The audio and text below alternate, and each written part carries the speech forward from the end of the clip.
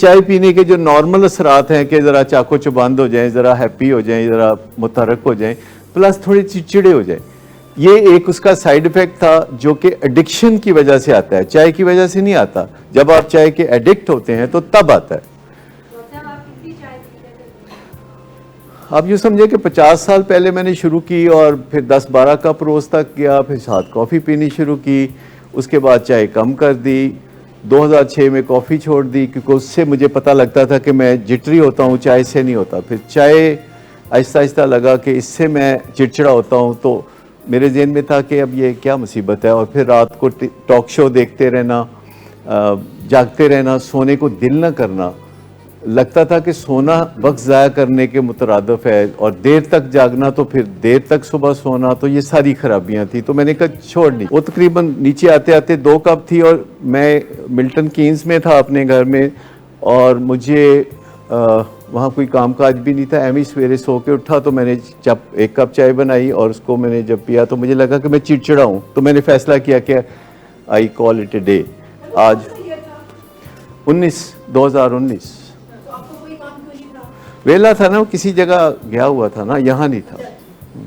تو صبح 10 بجے میں نے وہ چائے چھوڑنے کا فیصلہ کیا. لیکن کبھی میں بعد میں سوچتا ہوں اور اس وقت بھی سوچا تھا کہ اگر میں چڑچڑا تھا کہ ایک آپشن تھی کہ میں چائے چھوڑ دوں، اور ایک آپشن یہ تھی کہ میں چڑچڑے پن کو دور کرنے کے لیے ایک اور کام شروع کر لوں، کوئی لیکسوٹنل، کوئی ویلیوم، کوئی زینکس میں لینا شروع کر دوں. زیادہ تر لوگ جو ایڈکٹ ہوتے ہیں وہ کیا کرتے ہیں، وہ ایک اور چیز شروع کر لیتے ہیں. لیکن میں نے فیصلہ کیا کہ اگر میں چائے کے ساتھ تھوڑی زینکس شروع کر لوں گا تو اس سے پھر اور قسم کی ایڈکشنز آ جائیں گی، اور اس کے بعد پھر مجھے شاید ریٹلن شروع کرنی پڑے. اچھا، جب کوئی غلطی کرتا ہے آپ کے ساتھ کام کرنے والا تو آپ اس کی غلطی کو درگزر کر دیتے ہیں. لیکن جب اس کی پیراڈائمز کا مسئلہ ہوتا ہے جو کہ غلط ہوتی ہیں، جو ایمانیات کا مسئلہ ہے جو کہ غلط ہے، تو پھر پرنسپلی آپ اس کو درگزر نہیں کرتے، آپ اسے ایک موقع نہیں دیتے. اگر کوئی بندہ پرنسپلی نہیں سوچتا اور وہ ویلیوز نہیں رکھتا، کیونکہ ایڈکشن میں جب بندہ کچھ نشے کر رہا ہوتا ہے تو سب سے زیادہ جو چوٹ پڑتی ہے وہ ایمانیات پہ پڑتی ہے کہ برا کام کرتے ہوئے برا نہیں محسوس ہوتا. یہ جو پرابلم ہے نا ایڈکشن کا، اسی لیے ہم کہتے ہیں کہ جو لوگ نشہ کرتے ہیں وہ برے لوگ نہیں ہوتے، ان کا صرف موڈ خراب ہوتا ہے. لیکن جب وہ نشہ کرنے لگتے ہیں تو آہستہ آہستہ وہ بری عادتوں کو بھی اپنے گلے لگانا شروع کر دیتے ہیں. پھر انہیں برا محسوس ہی نہیں ہوتا، انہیں گلٹ فیل ہی نہیں ہوتا. وہ جھوٹ بولتے ہیں، وہ وعدے توڑتے ہیں، وہ بعض اوقات کرائم کرتے ہیں. اور جب وہ پھر نشہ چھوڑتے ہیں تو ان کو واپس اب وہ بری عادتیں تنگ کر رہی ہوتی ہیں، جھوٹ بولنا تنگ کر رہا ہوتا ہے ان کو، جو وہ کرائم کر رہے ہوتے ہیں، جو وعدے کر کے توڑ رہے ہوتے ہیں. یہ سلسلہ چلتا رہتا ہے اگر اسے ٹھیک نہ کیا جائے. یعنی جو لوگ بھی نشہ چھوڑتے ہیں تو فیملی سمجھتی ہے کہ ہمارا کام ہو گیا ہے، لیکن فیملی کا کام تب ہوتا ہے کہ جب وہ جھوٹ بولنا چھوڑے، جب وہ وعدے پورے کرنا شروع کرے، جب وہ غیر اخلاقی چیزوں کو غیر اخلاقی چیزیں سمجھنا شروع کر دے. اور یہ چیز بہت آبزرویبل ہوتی ہے کہ وہ جھوٹ بولتا ہے کہ نہیں، وہ وعدے توڑتا ہے کہ نہیں، اور کیا وہ غیر اخلاقی حرکتوں کے بارے میں کیا رائے رکھتا ہے، یہ آپ جلد ہی پتہ کر سکتے ہیں. اور یہ ایک پینڈنگ ورک ہوتا ہے نشہ چھوڑنے کے بعد جو ہر ایک نے کرنا ہوتا ہے. دیکھیں، سبھی پاکستان میں ریڈ لائٹ کو توڑ دیتے ہیں کبھی کبھی، سبھی پاکستان میں بری عادتوں میں مبتلا ہوتے ہیں جس سے دنیا میں جگ ہنسائی ہوتی ہے. تو کیا ہم لیڈر ہیں کہ فالوور ہیں؟ دنیا میں جو سٹینڈرڈ ٹریٹمنٹ مانا جاتا ہے جس کو شارٹ ٹرم ٹریٹمنٹ کہتے ہیں وہ 90 ڈیز کا، 90 ڈیز ایڈکشن کا 90 ڈیز کا ہوتا ہے دنیا بھر میں. اور اگر ڈوئل ڈس آرڈر ہو تو پھر اس کے اوپر کچھ دن ایڈ ہوتے ہیں. یہ سمپل سا. لیکن میں جو بات کرنا چاہ رہا ہوں وہ یہ کرنا چاہ رہا ہوں کہ یہ جو روز روز ملاقات میں مریض کہتے ہیں کہ مینو گھر لے جاؤ, میں گھر ترخان لائے نے, وکیل لائے نے, تسی گھر مستری لائے نے, آپ پوری ٹیم لگائی ہوئی. تو میں نے پوچھا کہ اگر ٹیم نہ لگائی ہوتی پھر تو آرام سے رہتے نا. کہتے نہیں, پھر بھی میں آرام نال تے نہیں سی رہنا.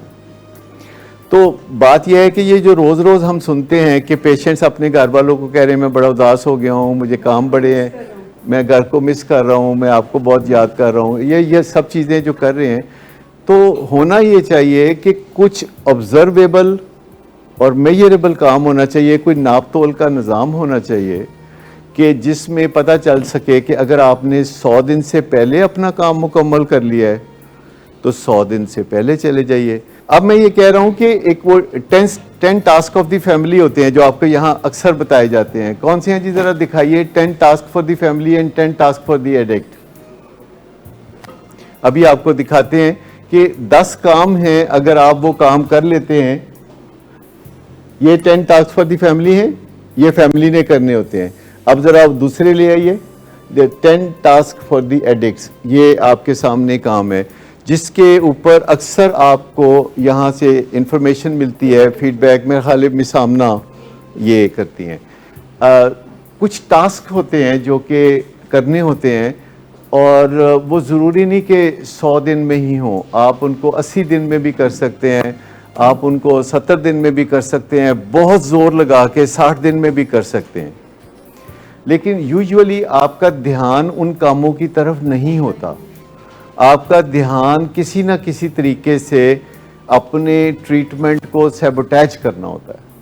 پھر کئی دفعہ 100 دن کی بجائے 130 دن یا اس طرح کا ٹائم بڑھ بھی جاتا ہے.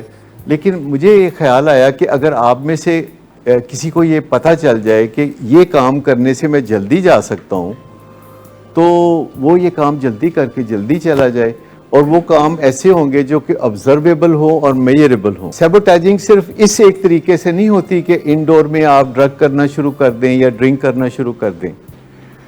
سیبوٹیجنگ اس چیز سے بھی ہوتی ہے کہ آپ وہ طریقے نہ سیکھیں جس سے کہ کریونگ کو مینج کرتے ہیں, یا وہ طریقے نہ سیکھیں کہ جس سے اپنے کریکٹر ڈیفیکٹ سے جان چھڑائی جاتی ہے, آپ وہ طریقے نہ سیکھیں کہ جس سے آپ اپنے گھر والوں سے اچھے تعلقات بنائیں.